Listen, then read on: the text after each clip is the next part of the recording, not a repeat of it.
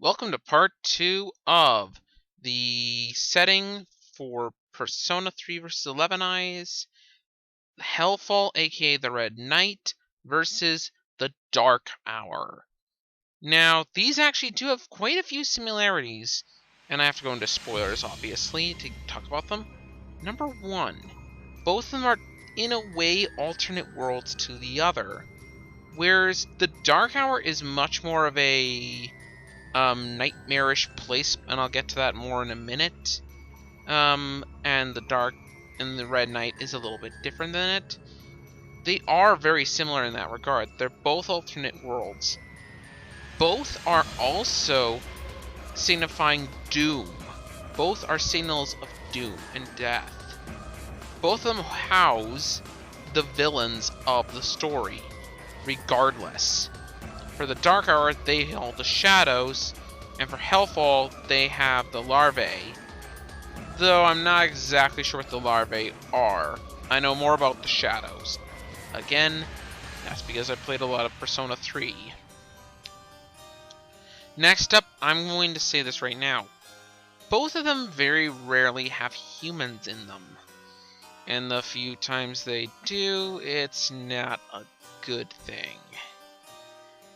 Because usually they mean they're instigators of destruction, or the only decent things in there. So, yeah, you really want to try that. Oh yeah, both of their moons are signals of doom, though that's a massive spoiler for good old Persona 3, because we don't learn that until literally about the last hour of the game. Oops. Oh well. In many ways, they're very similar.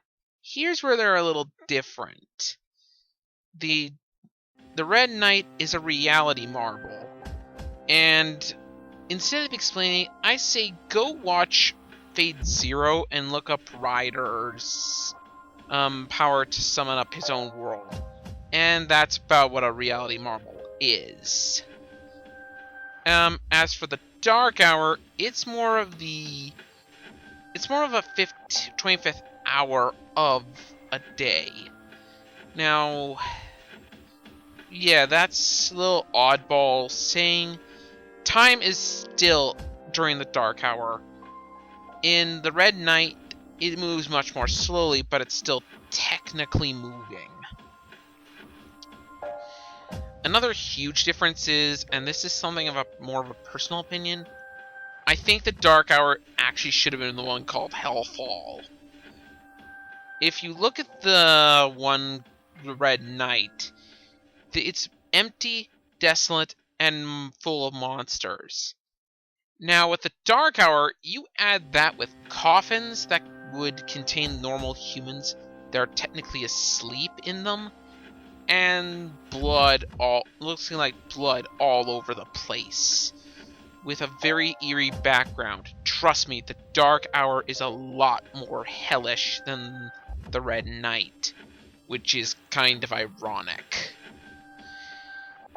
And finally, this I'm gonna give an edge to this.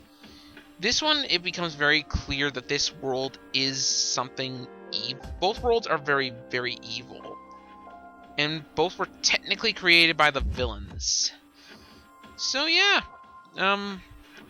honestly, I can't decide between these two which is better.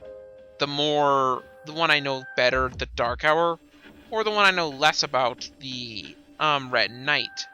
So I'm gonna go with this is a tie, because honestly I think they're equal, but for very different reasons.